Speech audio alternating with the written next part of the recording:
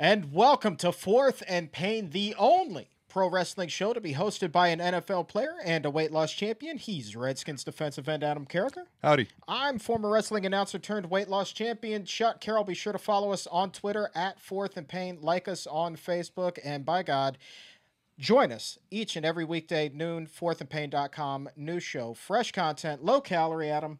High energy. And ridiculous good looks. Without further ado, let's jump right into this. We have a very special guest on the line, a guy that I have been just enamored with for so many years on the professional wrestling level. Think no further than that. Jeff Hardy. How are you, sir? Very good. How are you guys? Doing well, man. Great. I mean, just what a thrill it is to have you here.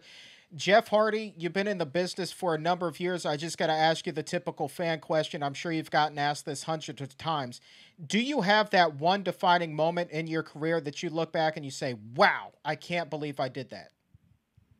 Yeah, there's quite a few. But as far as my solo career goes, I had a ladder match with Austin Aries at our last pay-per-view, and I look back at my match with The Undertaker years ago on Monday Night Raw, and that's when I really kind of stepped up and just such a phenomenal match, and I really took my solo career to the next level that night, and that's probably one of the most amazing storytelling matches I've ever been a part of.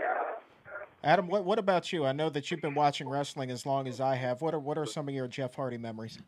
I mean, I just have these images of him jumping off ladders, and jumping off the top of anything that's really high in the air, and I remember one time it was at I think in 06 at TNA, he crawled to the top, I think it was a stage or something, and he jumped off and landed on Abyss on a table. Wow. That's an image that sticks out in my mind. To date, yeah, that might be the moment. That thing was like 33 feet. I think to date, that's the highest swanton that I've ever pulled off. That was absolutely crazy. I mean, no fear, man. Let's talk about your time here in TNA. Are you still really enjoying wrestling? You've been in the business for a number of years now. Are you still getting as much enjoyment out of it as you have when you first broke in? Yeah, again, it's back to, the moments. There are occasional moments that I have that I get that passion back, and I feel so alive, and the adrenaline is just, wide open. But, it's not like it used to be, but there are, from time to time, there's those moments that really, I was born to be a professional wrestler, and I'll always love it. It'll always be in my blood. But right now, I think what I enjoy more is just my overall persona and character, coming out with my different face paint every night. And I've really evolved with that, and it exists in a single photo or even an action figure of myself. I'm like, oh my God, that is me. How cool is that? And now that I do this every night, and I document it all every night, on Instagram with what my face looked like that night, and now I'm up to about 80 different designs, and wow. It's been really fun over the last year because I've really evolved, I think, to the final level of my paint face days. But it's been fun just being me. Do you wake up in the morning and know exactly what it is you want to paint on your face that night, or is it something that's kind of spur of the moment when you show up at the arena? Yeah, it's very spur of the moment, and when I haven't shaved clean, it's always a challenge because even last night it was a little messy and not as clean and neat as it usually is, and so I kind of struggled with painting over my beard hairs. But it's just very spur of the moment. I pretty much I start with I have two dominant colors in mind, and I kind of go from there. No, this might be a stupid question. I used to wonder this with Sting back in the day, and now you as well. How do you have a specific design? Is like I said, it might be stupid, but I'm going to ask it anyways because I wonder it all the time.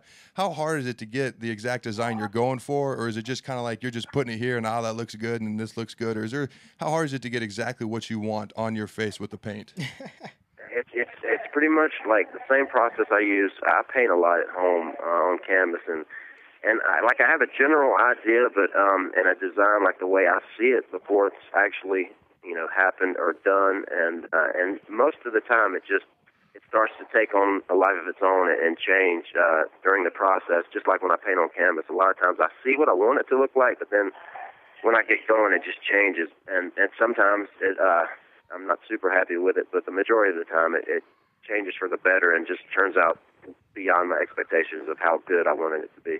Now, where did you come up with painting over your eyelids with the eyes? So it looks like your eyes are open even though they're closed. Now, where'd you come up with that idea? I did it in a YouTube video on my YouTube channel, Jeffrey Hardy Brand. It was, I think it was the video called A Reebok La Raza, and I just tried it. You know, Johnny Depp did it in one of the Pirates. Well, he probably didn't do it himself, but, you know, naturally phenomenal makeup artist did it in one of the Pirates movies. And so I just tried it with just my eyes in a YouTube video, and then I watched it back, and I'm going, holy, wow, that looks really good. And so the first time I did it here, I think was last year at our Genesis pay-per-view, and it was pretty much just the white eye, you know, with no pupil. And so after watching that match back, I was going, oh, my God, I'm kind of on to something here. No professional wrestler's ever done this. And so then that week of TV, I think I threw the black pupils in there for the first time, and it's just like now I have different colored eyes each and every night. And I've got way better. At first it was kind of hard. If you look back at some of the earlier ones, you'll see some cross-eyed effects in there, but now I've got pretty symmetrical with it and got it down pretty good. But yeah, it originated on one of my YouTube videos. We're speaking with Jeff Hardy here on 4th and Pain. And Jeff, you know, here's the thing. You're working for TNA Wrestling right now, a phenomenal promotion. Is it exciting for you to be part of a company right now that's trending upwards and having a lot of success in the creative department? Yeah, it's great, man. You know, and I get so tired of, even I was talking about the Instagram thing earlier. Oh my God, I'll look at comments on there and there's all this WWE talk, WWE, TNA. I get so tired of hearing that as far as where I should be or whatever. But being here is what's cool to me, because we have so much room to grow and get better. And really, I feel needed more here. Like if I did ever go back to WWE, I wouldn't feel as needed. I would kind of just, I mean, I would stand out, but I would vanish with the other top guys, kind of. But being here is just unique because I'm able to be the complete package of the Charismatic Enigma, like with my music that's coming out soon and with my artwork. And, I mean, it's just, there's so much potential for me overall, being more than just a wrestler here in TNA, and that's why I'm going to remain here. Absolutely, and we actually do want to talk about your music and your artwork, but one last wrestling question for you. It sounds like you may have just addressed it a little bit. How much input currently do you have over your character and the storylines that you're involved in? I mean, quite a bit. You know, I'm not the type of guy that I want to talk to the creative team each and every week and tell them what I want to do. If I have a really good idea and I want to, you know, bring it up, I will, but pretty much, I just remain me, and I just do what I do, and that's have good matches and try to stand out by being who I am out there. But overall, you know, when something cool pops in my mind that I think could be really unique and different, I'll present it. But other than that, I just, you know, I do what I'm told, and I'm a good employee, and I just, you know, dare to be different each and every night. We lied. I have one more wrestling question, and it's something I've always wanted to ask a guy who's been, you know, a fan favorite and a heel. And I remember when you were the Antichrist of professional wrestling, and you've obviously been a fan favorite for most of your career. What are the differences between those two, and which one did you prefer? Which one did you have more fun with? That's real easy, man. It's and it's kind of obvious, but I answer that with, as far as promos are concerned, and being on the mic, it's so much easier to be a heel. Being a face, you can go out there and, you know, say whatever, but it's so much easier to be a heel, and it's a lot more fun to be a heel. But now, I mean, you know, I've evolved to the point where I'll always be a baby face for sure, just because of my fan base. It was almost impossible to even try to turn me heel, but it was fun, and I don't regret being the Antichrist for that period of time. But definitely easier, man, and funner to be a bad guy in professional wrestling. We're speaking with Jeff Hardy here on 4th and Pain, and I came across on the internet. I was like really excited when I saw this, that you and your brother are dusting off Omega Wrestling and holding an event called Chinlock for Chuck. And because it's a charitable thing, and Adam and I are big on giving back, could you talk a little bit about this Chinlock for Chuck event? Yes, somebody else asked me about that and said it was kind of labeled an Omega show, and it's pretty much the old group from Omega that is doing it, and it's I forget the date exactly. It's the 16th or early January, right? Mid-January, January 15th. January 15th, okay. And it is for a good friend of ours, Chuck Coates, that is battling cancer right now, and it's going to be great. All the guys are going to be back together, myself and Matt, Greg Helms, the Hurricane, and even I think James Storm has agreed to do the show. But anytime something like that comes along and I'm free, and that's going to be like a Tuesday night, I believe, and I'm just going to drive up the road an hour or so and hopefully have a great show for Chuck. I see that. And also booked on the card is our friend of the show here, Christian York. What are some of your thoughts on Christian York? What did it mean for you to see him win the Gut Check Challenge a few weeks ago? It's awesome to see him here in TNA. And actually, a few weeks ago, he actually called me out, and I'm just so proud of him. You know, it's about time. He's so talented, and he's getting the chance he's deserved for years, man. So I'm pretty sure he's going to roll with it because, you know, I couldn't be happier that he's a part of our team. Now, Adam, here's where we kind of changed the course of the conversation a little bit. Just like Chris Cooley in the Redskins locker room, who has a number of outside interests outside of the main career, Jeff he's an artist, but he also has a band, Peroxide Gin. And could you talk a little bit about where things are with the band and where music kind of inspired you and how it came about?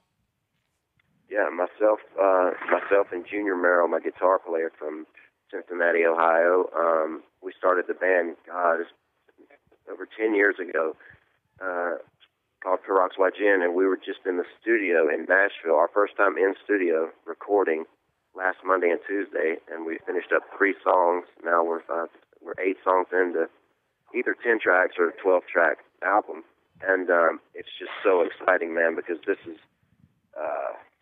we've been waiting for this for so long, and I've always just been involved in wrestling too much and never really went at it as hard as I'm going at it right now. But hopefully that album will be out mid-2013.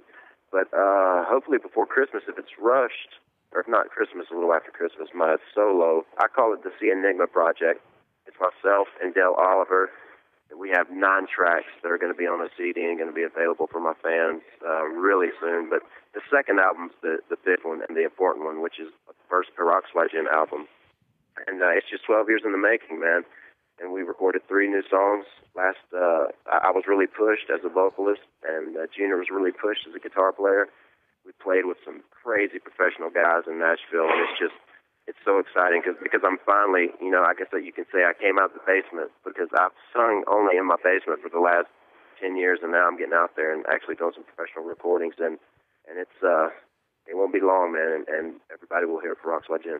Watch out, folks. Jeff Hardy's coming out of the basement. Yep, I came out of the basement. Hey, Jeff, speaking of music, who are some of the artists out there that you really appreciate? Are you more of a mainstream guy, or are you a guy that really digs deep into the music scene and some independent bands that maybe may not be getting as much press as they deserve? That's the thing about music, man. There's so many. I've met so many bands that aren't signed and are just so talented, and that's what's so intimidating about it all, too, because I'll never be a great singer. I'm just kind of a poet, and, you know, I can manage a little bit of singing, but then I got a little rap in there, too, and it's just a fun way for me to express myself, but it is so intimidating, man, when you see shows like The X Factor or American Idol and oh my God, just perfection is just everywhere, and it's just so intimidating. But yeah, it's crazy. There's so many local bands that aren't signed but are so talented. But I always go back to, you know, Pearl Jam's my favorite band of all time. And when you talk about Pearl Jam, Stone Temple Pilots, I'll even throw Manson in there, Tool, the other Maynard Project, Perfect Circle. Like that's my style right there. My favorite style as far as in hearing.